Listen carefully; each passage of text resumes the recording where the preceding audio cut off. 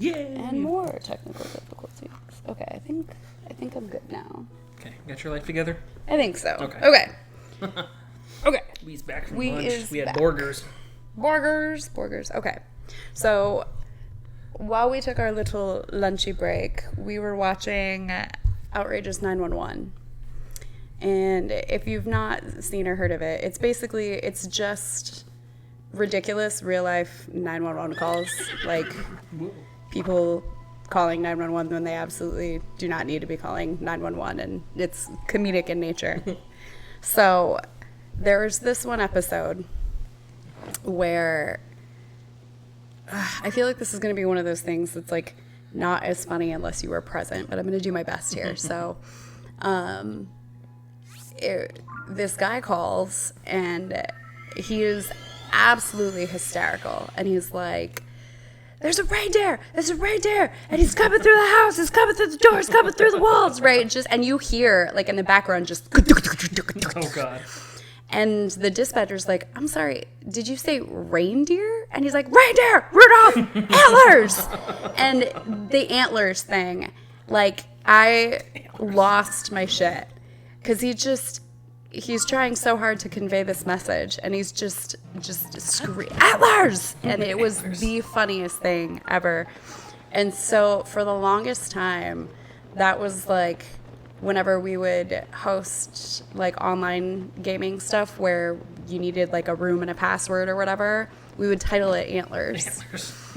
And all these people would be like, why are we Antlers? And it's like, I can't explain it to you, but we are. Right now, that's my obsession for the moment. It was amazing. So following the Outrageous 911, we ended up on a clip of Chris D'Elia and his infamous Drunk girls. Yeah, drunk girls. Talking about how like drunk girls they'll be like getting ready to vomit and they won't care. Doesn't stop them from doing what they're doing. They just carry on regardless of like the gagging and what have you. Oh, hi Todd. And so it reminded me of this girl when I worked in Casa Grande. I was really, really close with some of my coworkers, and I'm actually really still really good friends with one of them, Trish. So someday Trish might see this, and she will laugh so very hard because I know she remembers. We had all gone out to the bar together one night, and it was late, and I lived kind of farish away. I lived sort of on the outskirts of Florence. So after the bar, they went to Denny's, but I went home. So I guess our friend Mickey was obliterated, to put it simply. And apparently they're sitting in the Denny's in the lobby, and apparently Mick threw up all over the Denny's lobby, right? And so at one point, I don't know if it was when they were leaving or if after they got her cleaned up or whatever, she came back through the lobby, but she saw it and she was like, oh my God, who did that? That's disgusting. It was like, girl, that was you. Oh God. When you're just so drunk. You just have no idea. Your vomit. Yeah, your life is just like disappearing as it's happening. Oh goodness, the good old days. That's amazing. I don't drink so much anymore, but like, oh man, some of the things that have happened. It's funny now. It's funny in retrospect. At the time, it was not. It was not funny. And I think for the people that knew me back then that don't know me so well now, to hear me say like I really don't drink is probably astounding to them, because I would say with my habits, you probably could have classified me as an alcoholic. It was pretty bad. But there was a week in which I lost 2 vehicles. So the first was my own, and that was sort of not my fault. Okay, it was my fault, but like, let's be honest. Yeah. So I had gone. Breaking all my weapons. I was hanging out with these guys. They were in a band, of course, which was like my fucking aesthetic at the time. And they played a show at I want to say the Valley Bar in Phoenix. And so I had driven myself and one of my friends that was in the band. And upon trying to go home, it was not going so well. And he finally talked me into pulling over and us just getting a lift back to the house. And so we pulled over into a McDonald's parking lot and took a lift the rest of the way. So when I don't want to say sober because I was definitely not. I was still drunk when I went to get my car, but I was at least lucid at this point. I could not remember for my life what McDonald's parking, like where that McDonald's was that we had parked my car. And so I've got this, actually, I think it was a cab that I took back to get my car. Who is that? Somebody Friend or foe? We'll find out. Is she like a character? She's not another player, is she? No, Like it would, no. okay. It's just like an NPC. Hi, buddy. Kalissa? What's up, thickness? Kalisa? She's thick. If I were in my prime, Hello. you mean you're not? Meet again? We've met Just- before? Like, just talked to her for like a second. She's like, "Oh, we're meeting again." It's like we didn't stop Oh, meeting. we didn't stop meeting. Uh-huh. I have a map. Yeah, right. Like fucking. You can't have my map, but I have a map. Go to a gas station. Get a map. I'll tell you. Okay, good luck with that. You know how that goes. But yeah, could not remember for my life which, like where, where this parking lot was that we left my car. Luckily, I was able to get a hold of my friend, and he remembered, so I found my car. So it was the first time I lost a vehicle that week. The second That time week? was, the second time was a little bit more significant. Uh-oh. And it was not my car. Oh boy. So my car was in the shop because Arizona drivers are horrible, and in trying to avoid a head-on collision, I had to pull off on the shoulder and put a hole in my oil pan. Oh god. So that was cool. But so these same people were playing a house show. That same group of guys in that band were playing a house show, and I had promised that I would go, but I didn't have my car, so my mom let me borrow her truck. And so I go to the house show. I once again drink my weight in beer. And I was super, super drunk. And I know that I had gotten into some kind of an argument with one of the guys in the band. And I don't remember at all what it was about. Honestly, I don't remember most of that night. I remember when we were finally leaving the house show, which apparently there was some issues about that. I made them stay longer than they wanted or whatever. I don't remember exactly what the parameters were around it, but I was being drunk and ridiculous. So I remember my friend was driving my mom's truck back to his house. So I don't remember how things ended up the way that they did, because he was driving the truck. And I blacked out. And when I came to, I was driving the truck. I was alone in the truck. I was parked in a neighborhood. No idea what neighborhood. And I don't know why, but maybe it was that like I came to and realized I shouldn't be driving. Mm-hmm. So I decided to get out and walk for a little bit. But the problem was I couldn't get the keys out of the ignition. And I didn't know why I couldn't get the keys out of the ignition. So I was like, well, fuck it. So I just got out. And I locked the doors with the keys inside. Like you do. Like you do. And all my shit was in there. My purse was in there. My phone was in there, whatever. So, like, I couldn't call for help or anything. So then I'm just, like, wandering around. And I end up sitting down at an intersection on the curb when a cop comes around the corner. And he sees me and he's like, are you okay? And I was like, I basically, you know, I don't know how to get home, and I don't have my phone on me, and I don't know how I had the wherewithal to not tell him that, like, I can't get my keys out of my car, but I didn't, thank God for that, because that would have been really bad for me. But so he's like, okay, well, I'll take you across the street to the gas station, you know, and we can find a phone, and you can, you know, call for a ride home. Okay, cool. I'm in Chandler at this point. I don't know where in Chandler, but in Chandler. So there's a guy at the gas station that lets me use his phone, and I call my mom and I have to tell her I don't know where her truck is. Oh God. So I tell her, and she doesn't have another vehicle to come and get me because my car's in the shop. So she has to call her friend to come pick her up. He lives in Tucson. So she has to call her friend to come pick her up so they can come get me and then cruise around looking for this truck. So he is halfway to Florence from Tucson when his truck runs out of gas. Oh my God. So she has to pay for a cab to get me from Chandler to Florence and then take us from Florence to halfway to Tucson. Hell. So we finally are in the truck. We're finally around like the area. She is absolutely going off on me. And the sun is coming up. I'm so drunk that I can't anything. She does not understand that I can't. And she's just screaming at me. And at one point she says to me, she's like, "You don't want to tell me where it is because you wrecked it." And I was like, no, that's the one thing I do know is that the truck is fine. I know that the truck is fine.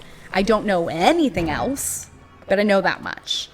So she is like, well, we're going to drive by your friend's house because there's no way in hell that they should have let you been driving and they must know something and blah, blah, blah.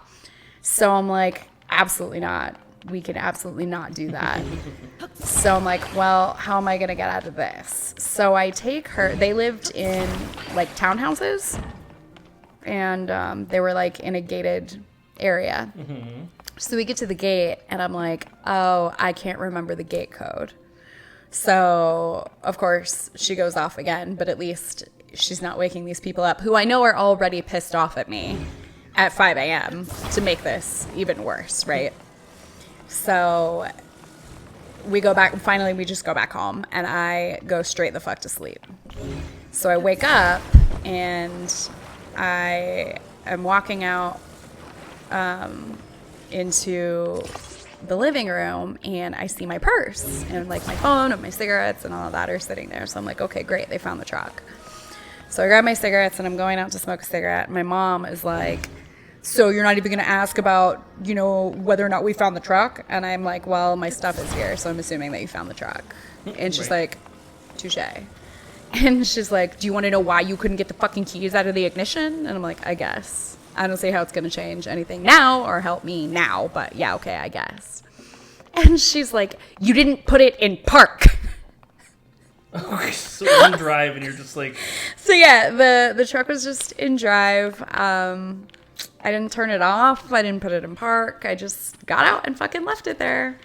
So that was awesome. But it was, you know, I parked it on a flat surface, so it didn't go anywhere. It didn't hit anything. It wasn't wrecked, and it didn't get stolen. And, you know, so that all turned out fine, more or less. So then later, it's going to get a little bit less funny, a little dark here now. But later that evening, there were some other developments, and that was kind of when I realized how badly I had sort of fucked up with my friends. None of them wanted to talk to me, which was totally valid, you know, and whatever. And so I was also... Yeah, it was like depression-wise, really bad moment for me. Not a good time. Lots and lots of drinking and what have you. But so that night, I decided that I was gonna kill myself. See, this is where it gets a little bit dark. Mm-hmm. I ended up taking a fuck ton of my mom's Ativan. Whatever, it turned out fine. Before I went into respiratory distress, I decided to check myself into a hospital, and here I stand. So all was well that way.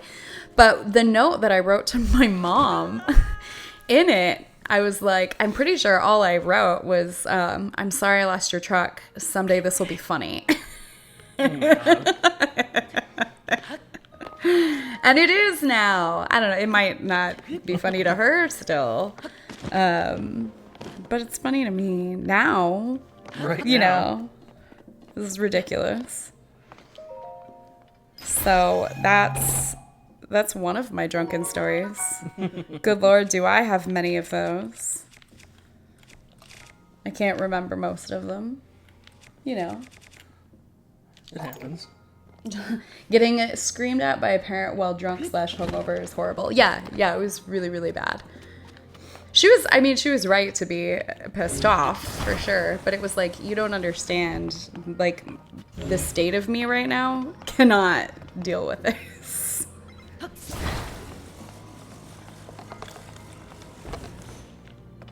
See, I was never really one to, even like after being of drinking age, to just drink a lot. Like, it just, I don't know. Oh, it was See, terrible. for me, the thing was I grew up around like an alcoholic that was like Yeah. mentally abusive and psychologically abusive and just Yeah. So for me, I kind of made the decision. I'm just like, I'm just never Right. gonna drink. You're like, I've seen it and I don't Yeah. need to go that way. And I think that, for a while, in her earlier years, my grandmother, drank a lot. I have heard people say that she was an alcoholic. And I know that her mom, my great grandmother, was an alcoholic. And I don't know if that's true about my grandma, but I know that she did do some drinking in her early days.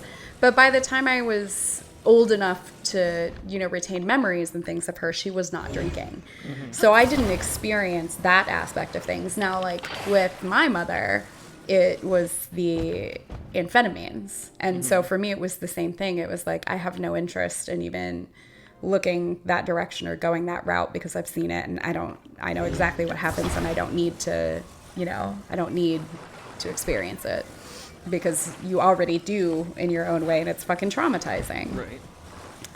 So I feel like if maybe I had experienced a little bit more of like the alcoholism, because my grandmother and like her side of the family were Canadian. They were from Canada, and they were all pretty consistent drinkers.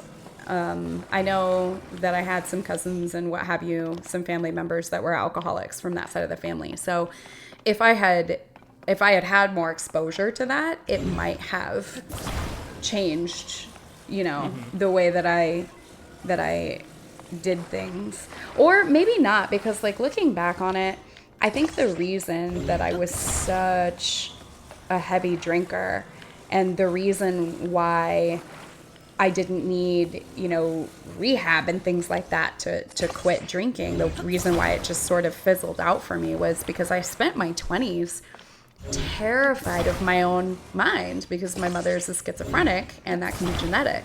Mm-hmm. And usually it presents, in your 20s. And so I was so scared that I was going to end up, having schizophrenia. And for me, it was like, well, if I'm constantly drunk, then maybe when the voices start, at least I'll have an excuse. Right. So, because it was only, I would say, 3-ish years ago that I just sort of stopped caring about drinking so much, because I was still I wasn't as bad in my early 30s, for sure, but I still, I still drank probably more than I should have at that point. And then it was, like 3-ish years ago. And I remember like when I realized it too, it was either, I want to say it was the Thanksgiving party, at one of our friends' places.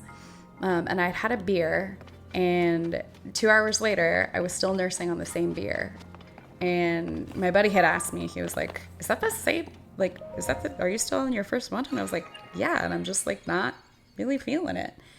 And, and I haven't so much since. I've had a couple of nights where I've overindulged a little bit, but still not anywhere near where I was. Because I was a binge drinker. I would drink a lot at once. and I think in the past 2 years I can count on one hand how many times I've had more than 2 drinks in one sitting. And so I think I got kind of lucky as far as that's concerned, because there are a lot of people that go down that road that can't recover without help, and I didn't need it so much, so that's nice. Yep. What is this stamp and why did I put it here? I don't know, let's go find out. Time for an adventure. Let's see. Okay. I had to do classes when I think I was like 24 or 25. I got cited for a super extreme DUI. Ooh. If that tells you what my... Overachiever. Oh, yeah. I didn't even know that was a thing. I didn't... Like, super extreme sounds made up, right? It sounds like a joke. But no, it's real. My blood alcohol content was 0.3. Oh, God. That's like triple the limit? Yeah. There were... It was a very, very strange set of circumstances, which I won't go into.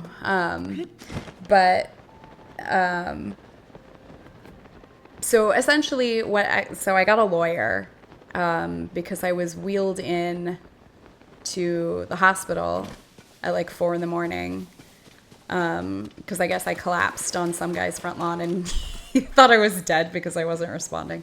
So he called 911. But they were wheeling me into, spoopy.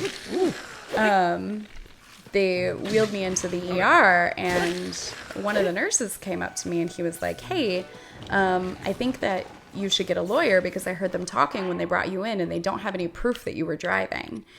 And I was like, what are you talking? And that was the first information that I had been given that I had been in trouble legally.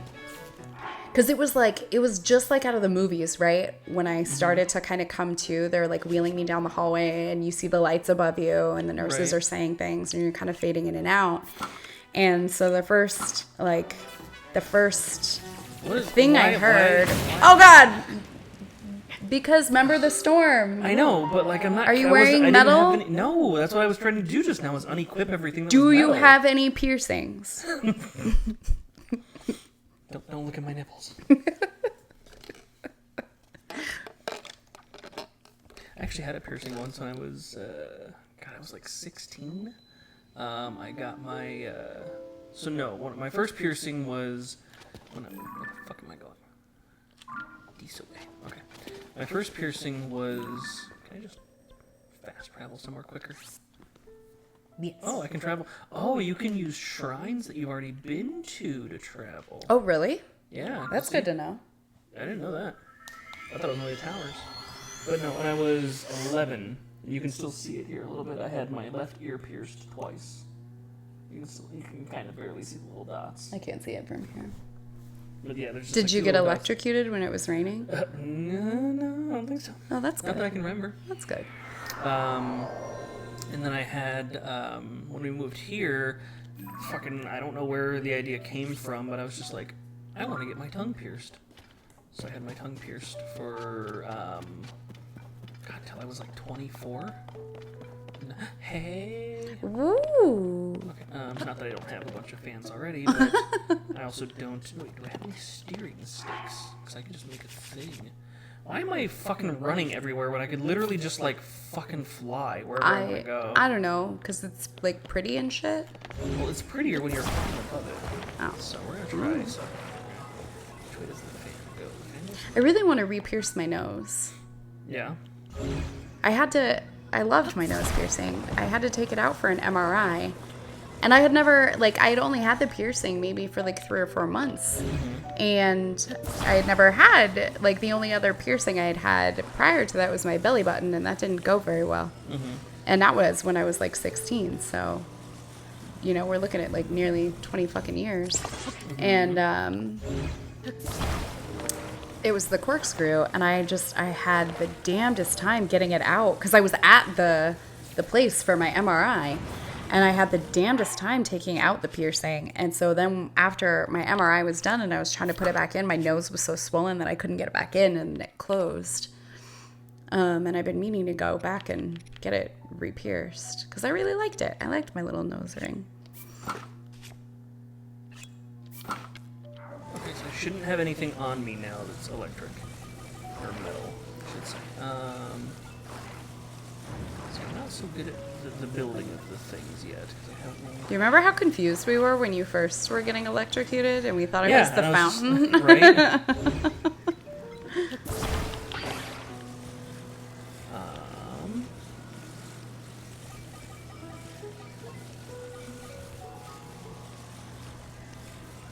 No, I feel like that's not right. Maybe I have to connect it at like a 45-degree angle, but that's not it. I don't know how any of this works. It's complicated. I know. Hold on.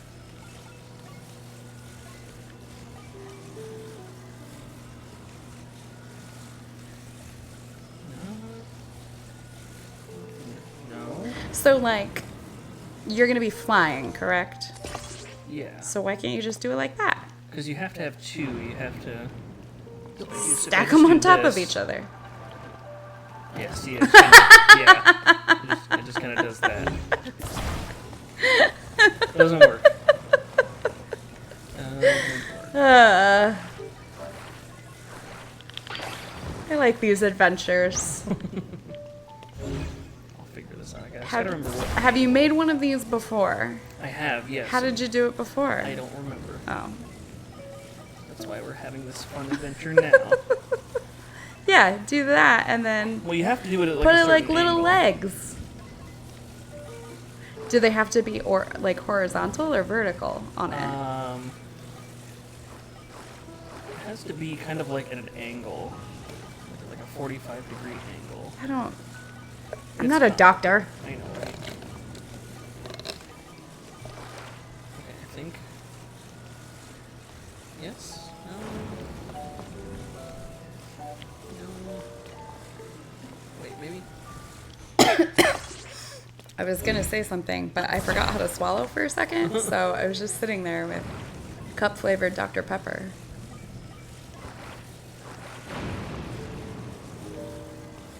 That doesn't look right either. I don't know. Try it. What's the worst that could happen? Oh god, yeah, that doesn't look good at all. I think it's beautiful. Look at it. Well, it's very hard to control. It's working-ish. I think it's great. Yeah, no. Oh. Were you doing that for a specific reason, or Doing what? putting together the fan bike? Well, I was trying to do it just to get around a little quicker. Oh, ah! Get out of here. Ride that guy instead. Steal his eyeball. What if you put a fan on thick stick? I don't think you can attach things to animals. Also, we had that talk about PETA earlier, so. Whatever. Peter can come at me. I'll put a fan on their asses too. I think what it is Send them to space. supposed to like. Whatever, I'm a vet tech. Peter can't come at me. You're like, I help the animals. I do good things. I love on the babies. Oh, that looks terrible. Okay.